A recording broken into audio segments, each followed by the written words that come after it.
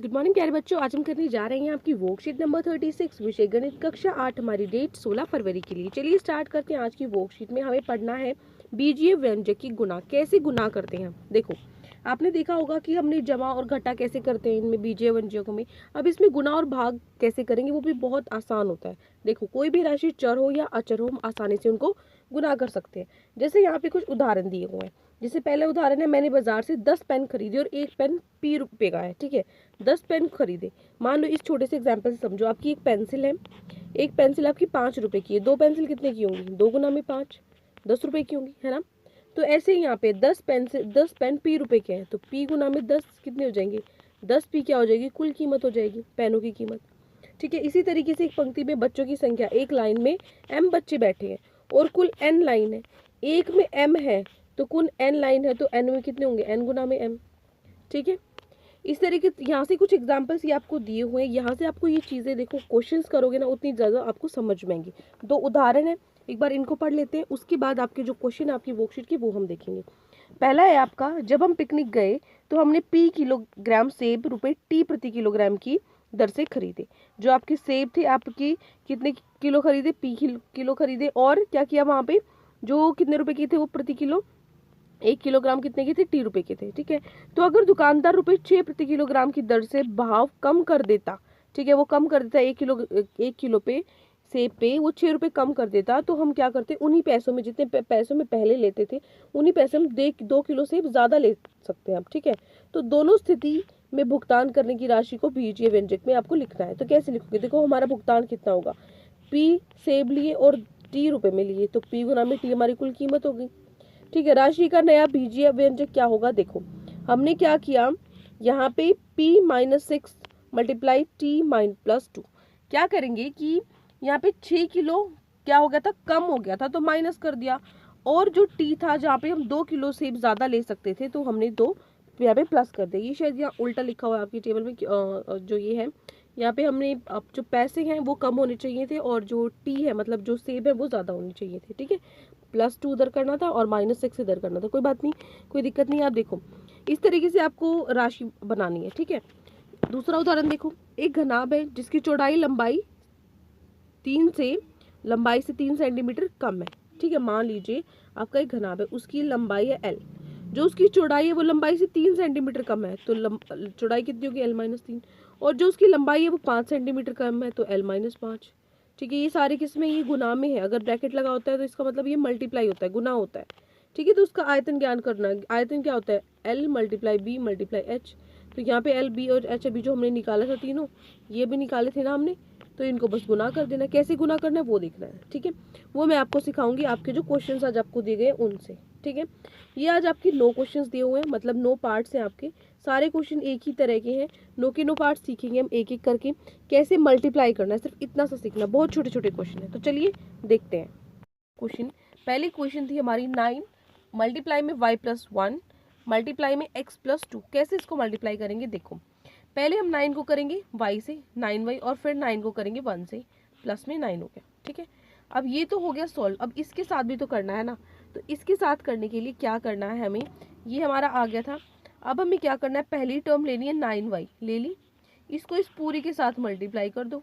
ठीक है, उसके बाद लेनी है दूसरी टर्म 9 और इसको इस पूरी के साथ मल्टीप्लाई कर दो। कर दिया। कैसे मल्टीप्लाई करेंगे? 9y को एक बार इसके साथ करो, 9xy हो गया।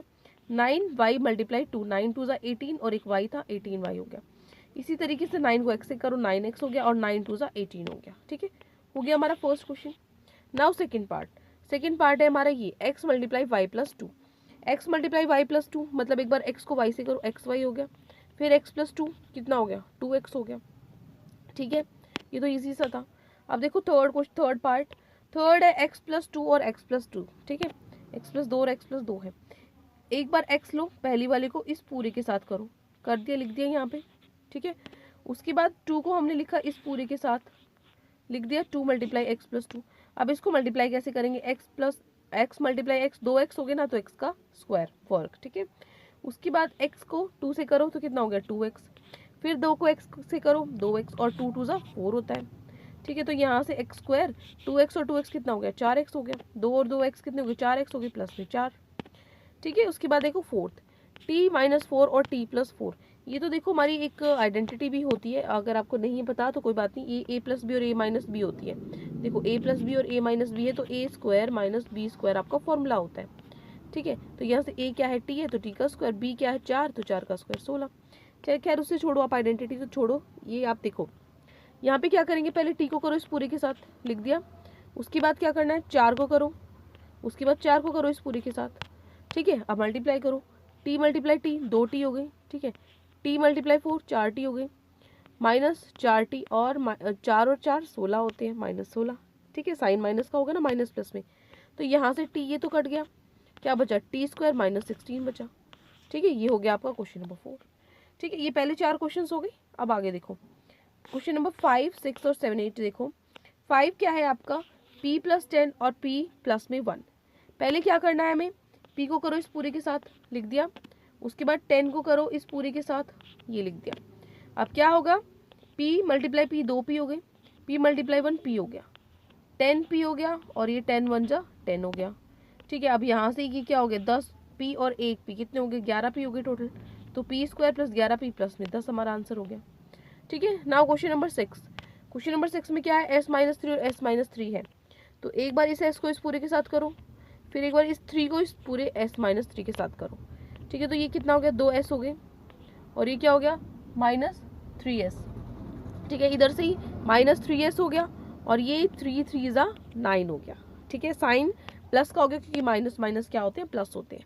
अब देखो -3s -3s minus minus plus होते हैं, 3 और 3 कितने हो गए, 6, तो s² - 6s + में 9 आपका आंसर हो गया, क्लियर है। अब नेक्स्ट है क्वेश्चन नंबर 7, a+3 और b+1। a+3, a को करो एक बार इस पूरे के साथ, कर दिया। उसके बाद 3 को भी करो, 3 को इस पूरे के साथ करो, लिख दिया यहाँ पे। अब क्या करेंगे, मल्टीप्लाई करो, a multiply b, a b हो गया, a 1 जा a हो गया, फिर 3b मल्टीप्लाई करो, 3 1 जा 3 हो गया, ये आपका आंसर हो गया question number 7। Now question number 8, p+1 और p+4 है, वही करो, पहले p लिखा, इस p को इस पूरे के साथ कर दिया, p मल्टीप्लाई p+4। ब्रैकेट का मतलब देखो अगर मैंने लिखा है x ब्रैकेट में y, इसका मतलब होता है x मल्टीप्लाई y। ब्रैकेट का मतलब क्या होता है बेटा, मल्टीप्लाई होता है, ठीक है, गुना करना। अब देखो यहाँ से हम क्या करेंगे, उसके बाद 1 से करना है इसको, p+4 को, ठीक है। फिर क्या हो गया, p मल्टीप्लाई p 2p हो गई, p को 4 से करेंगे 4p हो गई, 1 मल्टीप्लाई p 1p हो गया, 4 मल्टीप्लाई 1 4 हो गया। अब 4p + 1p कितनी हो गई, 5p हो गई, तो p² + 5p + 4 आपका आंसर हो गया, क्वेश्चन नंबर 8 हो गया। क्वेश्चन नंबर 9 देखो, जो लास्ट क्वेश्चन है आपकी वर्कशीट का, m ये आपको दिया हुआ है, m मल्टीप्लाई में m+2 मल्टीप्लाई में n+1। पहले क्या करो, इस m को कर लो इसके साथ, कितना हो गया, 2m हो गई, ठीक है, m², और ये क्या हो गया, 2m हो गया, क्लियर है। अब हमारे पास सिर्फ 2 ही चीज़ें बचती हैं कि ये और एक ये, है ना। तो यहाँ पे इसको मल्टीप्लाई करो एक बार, m² को इस पूरे के साथ करो, m² मल्टीप्लाई में n+1। उसके बाद 2m को करो इस पूरे के साथ, 2m मल्टीप्लाई n+1। तो यहाँ से इसको गुना करो, m² मल्टीप्लाई n, फिर m², ठीक है।